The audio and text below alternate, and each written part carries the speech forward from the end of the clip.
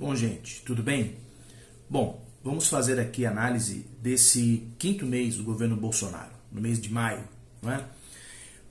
A marca desse novo momento do governo Bolsonaro, né, ou desse mês, é a marca da explicitação dos embates, não é?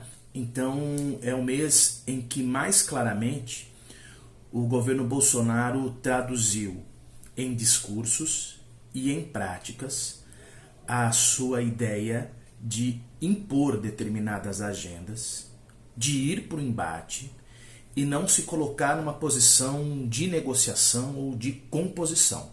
Então, é o mês em que ficou mais claro de que existe um grupo ou alguns grupos que tomaram o poder através de uma eleição e que, em seu nome, pretendem governar, certo? E não na perspectiva do compor, de trazer algum grande acordo nacional ou de reconhecer o Brasil como um país integral, que possui pessoas das mais variadas características, das mais variadas ideologias e plenas de direito. Isso é importante porque, apesar de toda a diferença dos últimos governos, né, os governos, seja do ponto de vista ideológico, programático, se nós observarmos principalmente nos dois governos Fernando Henrique, dois governos Lula e governo Dilma, embora fossem governos que, claro, pendiam para cá, pendiam para lá, são governos que sempre procuraram, de algum modo, a composição, governar para o Brasil como um todo. E esse governo não, pelo menos nesse mês isso ficou muito claro, né? É a ideia de que há um grupo, uma ideologia, uma proposta que assumiu o poder e é em nome dessa proposta que vai se governar, né? E os outros que fiquem a reboque. Então isso aqui ficou muito claro. Bom, no mês passado, qual foi a marca, pelo que nós tínhamos discutido aqui inclusive, né? A marca de um desgoverno grande, certo? Nós vimos que a dificuldade do Bolsonaro em conseguir fazer gestão, governar o país parado, né? E uma outra marca importante foi das difamações, né? Foi um governo que difamou muito no mês de abril, né? Falou mal de muita gente, destruiu reputações, sempre numa esfera pessoal. Bom, nesse mês é um mês em que essa tomada de posição se acentuou e talvez seja a tônica daqui para frente. Veremos, não dá para saber, né? A dinâmica política que vai dizer.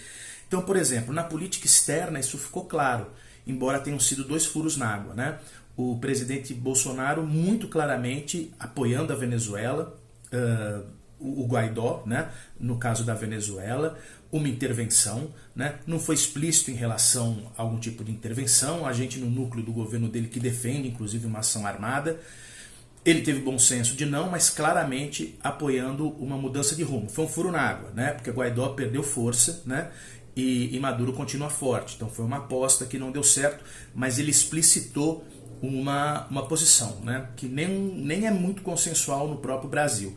Em relação à Argentina também ele ousou, né? Dizendo que seria uma tragédia a eleição da Kirchner, ela que se candidatou à vice-presidência, tentando uma ingerência que o país vizinho elegantemente fez de conta que não aconteceu nada, né? Mas tem aí tomadas de posição que levam a embates.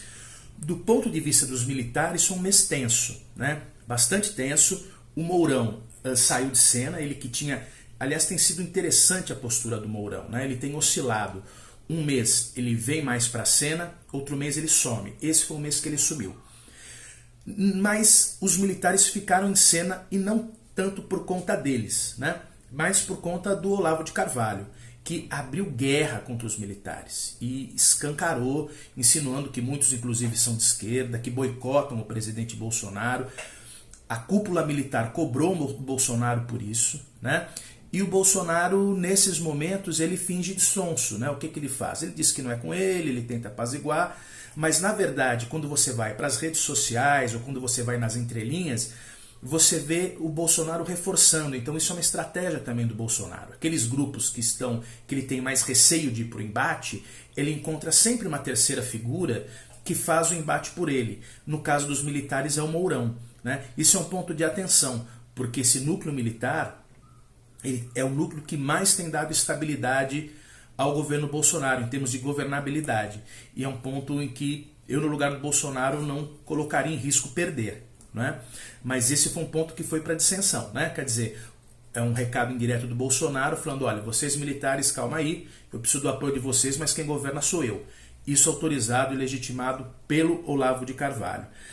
Na educação, dentro do campo mais ideológico do Bolsonaro, né, dos ministérios mais ideológicos e performáticos, como eu tenho dito aqui, né, está o da cidadania, o Ministério do Meio Ambiente, o Ministério das Relações Exteriores e o Ministério da Educação. O da Educação claramente foi o que mais se destacou, né, com um ministro que claramente não é do ramo, né.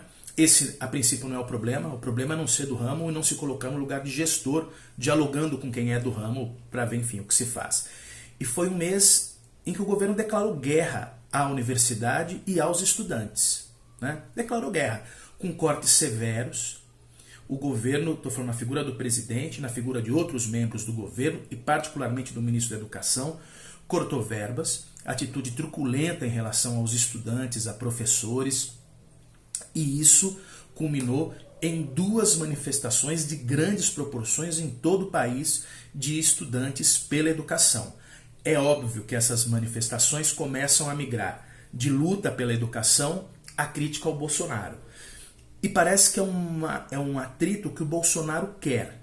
E ele usou essas manifestações para testar sua própria popularidade. Como reação, né? No último domingo do mês, nós tivemos atos também em apoio de Bolsonaro, né? Não tão grandiosos aparentemente, ou no máximo parecidos com os 2 contra ele pela educação, mas foi um teste de popularidade do Bolsonaro e que teve um resultado até acima do que eu particularmente esperava, né? A popularidade do Bolsonaro está em queda. Os grupos que o apoiaram no segundo turno parece que começam a debandar. Agora, aquele núcleo duro ideológico e que o impulsionou principalmente nas redes no primeiro turno, continua com ele, né? E na educação, a educação tem sido um campo, uma trincheira importante de debate nesse sentido.